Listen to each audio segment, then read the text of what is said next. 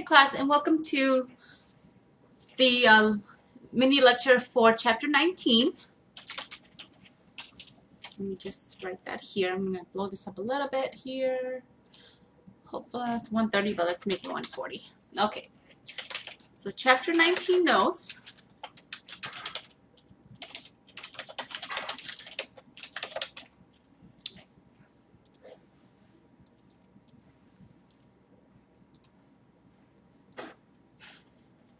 Okay, so in this chapter, I'm going to talk about earnings per share.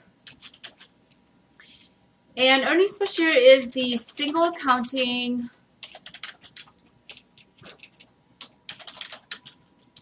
number that receives the most attention from the media.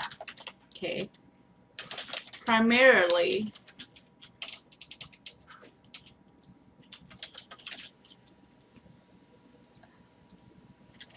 shareholders, because they want to invest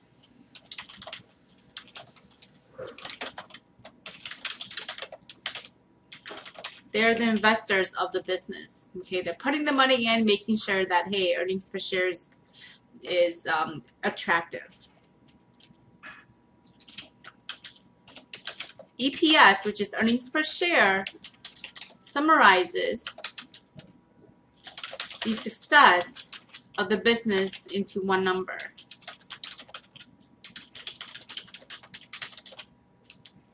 Okay, and I will have problems dealing with earnings per share, EPS, and I'll show you how to calculate EPS.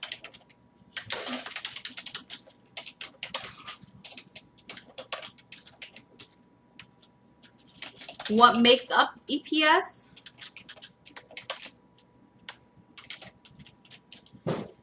Net income, shares outstanding, new shares during that specific period that were issued,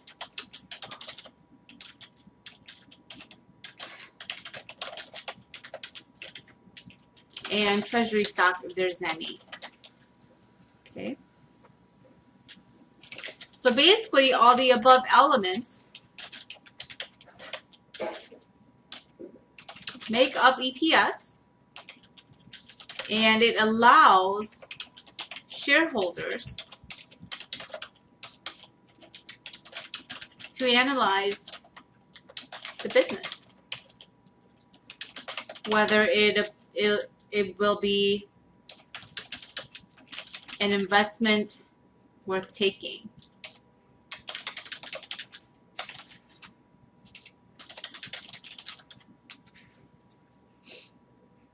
Okay, so that's earnings per share. I want to talk about stocks, dividends and stock splits now.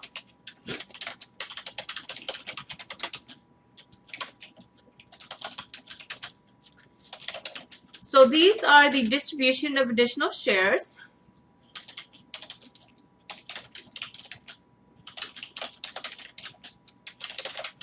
to existing shareholders who already hold shares in the business.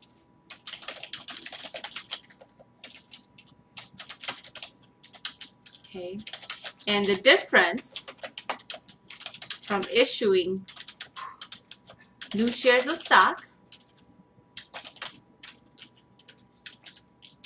from stock dividends and stock split is that shareholders' equity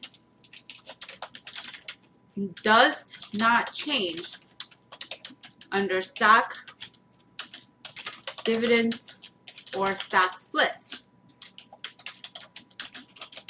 Only the price of the stock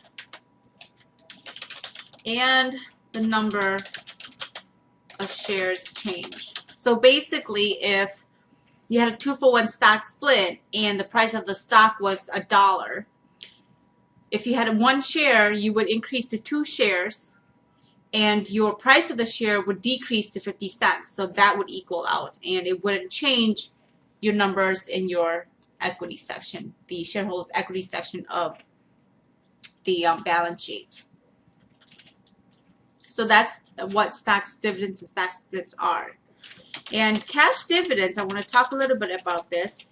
Okay, I don't believe cash dividends isn't really mentioned too much in this chapter, but I want to tell you about cash dividends. And they basically, cash dividends are usually issued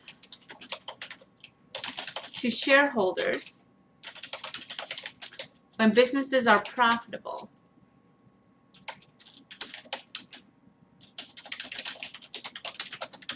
Okay. And these are the incentives shareholders look for when investing in the business.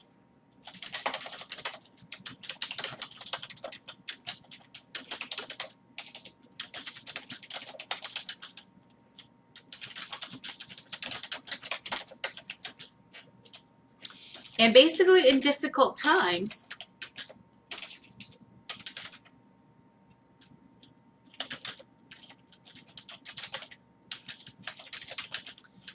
a stock dividend may occur rather than a cash dividend. Okay. The goal of a stock dividend is to keep shareholders satisfied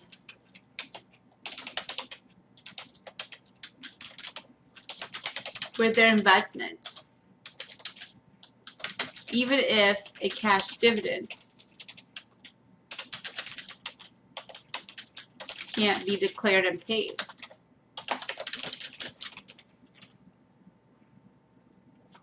And with cash dividends, you should have learned that in Accounting 2 and maybe in Accounting 3. You might have read about it.